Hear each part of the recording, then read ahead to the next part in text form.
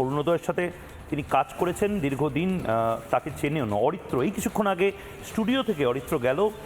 অরিত্র কি বলবে, মানে মর্মান্তিক খবর তো বটেই, কিন্তু এরকম একটা আকস্মিক খবর, সেটা অনেকের জন্য মানে একটা ভয়ঙ্কর একটা ধাক্কা লাগার মতন। এই পডকাস্ট দেখলাম ছেলেটার, এই ফেসবুকে রাজনীতি নিয়ে লিখছে, নিজে শুটিং করছে, ভোলে বাবা পার কারেগা বলে একটি সিরিয়ালে অভিনয় করছিল, আর হঠাৎ এই মৃত্যু। মানে জীবন কতটা অনিশ্চিত, আনপ্রেডিক্টেবল লাইফ। দেখুন, রাহুল অরুণোদয় শুধু আমার সহ অভিনেতাই ছিলেন না, আমার জীবনের প্রথম পরিচিতি, মানে সিনেমার পর্দায় চিরদিনই তুমি যে আমার সেই সিনেমা থেকে, এবং সেইখানে তিনি অলমোস্ট আমার অভিনয়ের শিক্ষাগুরু ছিলেন।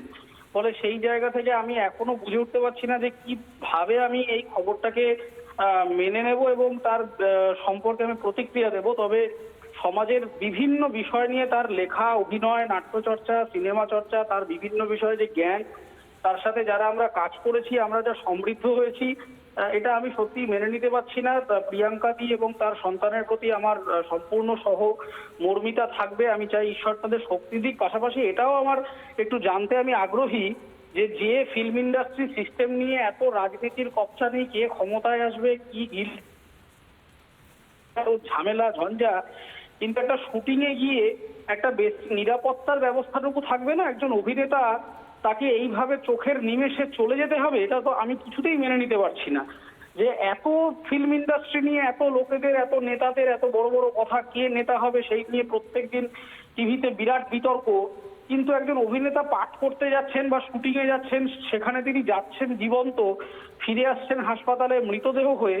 এটা তো আমার নিজের প্রতি, নিজের পেশার প্রতি এবং আমার নিজের জীবিকার প্রতি আমার এবার সংশয়, ঘৃণা, রাগ, ক্রোধ বিভিন্ন মিশিয়ে একটা অদ্ভুত অনুভূতি হচ্ছে।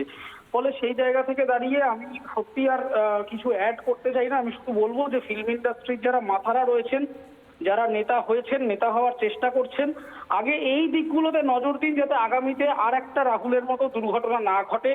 তাহলেই আমার মনে হয় যে এই আজকের এই দুর্ঘটনার বিরুদ্ধে সেটা সঠিক পদক্ষেপ হবে।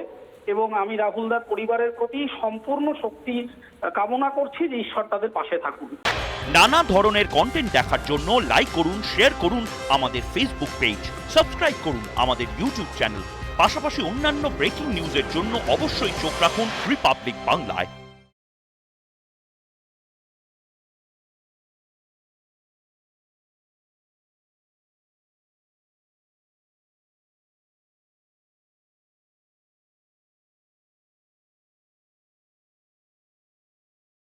নানা ধরনের কন্টেন্ট দেখার জন্য লাইক করুন, শেয়ার করুন আমাদের ফেসবুক পেজ, সাবস্ক্রাইব করুন আমাদের ইউটিউব চ্যানেল।